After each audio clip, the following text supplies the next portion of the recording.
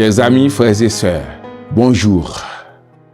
Je vous apporte la nourriture hebdomadaire, la parole du lundi que nous lisons dans Matthieu, le 20e chapitre, du 20e verset au 28e verset. Il est écrit: Alors la mère des fils de Zébédée s'approcha de Jésus avec ses fils et se prosterna pour lui faire une demande. Il lui dit: Que veux-tu? Ordonne, lui dit-elle, que mes deux fils que voici soient assis dans ton royaume, l'un à ta droite et l'autre à ta gauche. Jésus répondit: Vous ne savez pas ce que vous demandez. Pouvez-vous boire la coupe que je dois boire? Nous le pouvons, dirent-ils. Et il leur répondit: Il est vrai que vous boirez ma coupe, mais pour ce qui est d'être assis à ma droite et à ma gauche, cela ne dépend pas de moi et ne sera donné qu'à ceux à qui mon Père l'a réservé. Les 10 ayant entendu cela furent indignés contre les deux frères.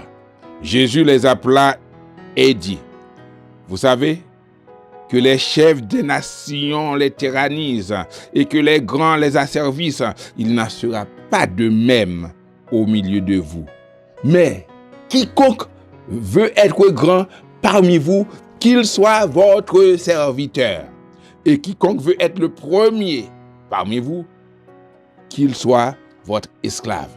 C'est ainsi que le Fils de l'homme est venu, non pour être servi, mais pour servir et donner sa vie comme la rançon de plusieurs. Un modèle de serviteur qui nous appelle à faire comme lui, à servir dans l'humilité. Vous voyez le contexte. La mère des fils de Zébédée voudrait que ses enfants soient aux meilleures places, l'un à droite de Jésus et l'autre à sa gauche. Mais Jésus leur a donné à cette femme et aux disciples qui étaient indignés par la demande de la mère des fils de Zébédée, de la mère de Jacques et de Jean. Et Jésus leur a appris.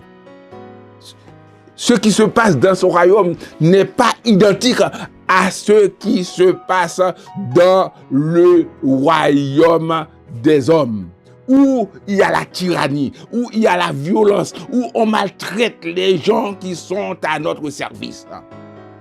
Il leur a fait comprendre que lui, qui est le maître, il est venu non plutôt pour être servi, mais plutôt pour servir et donner sa vie en rançon. Sa vie en rançon, c'est pour racheter les hommes de l'esclavage, de la mort, du péché. Jésus, le serviteur modèle. L'apôtre Paul nous fait comprendre que nous ne devons pas nous élever au-dessus des autres. Nous devons plutôt par humilité considérer les autres plus que nous. C'est difficile, hein? Nous qui sommes pasteurs, nous voulons nous montrer les plus grands, les plus forts. Il faut de la révérence. Oui, il faut respecter les serviteurs de Dieu, comme la Bible dit.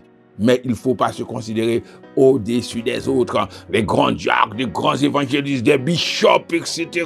On ne peut même pas s'approcher de vous parce que vous êtes tellement grands. Jésus, l'apôtre Paul, en Philippiens chapitre 2, à partir du verset 5, nous fait comprendre qu'il a laissé sa gloire, sa divinité. Il ne l'a pas considéré pour venir vivre un homme et mourir comme un malfaiteur sur la croix.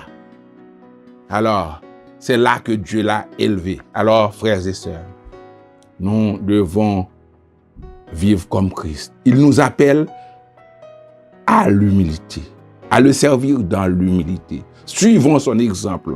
Soyons humbles. Ne nous élevons pas au-dessus des autres, mais plutôt donner la considération aux autres par humilité. Nous sommes appelés à servir dans l'humilité. Que Dieu nous bénisse.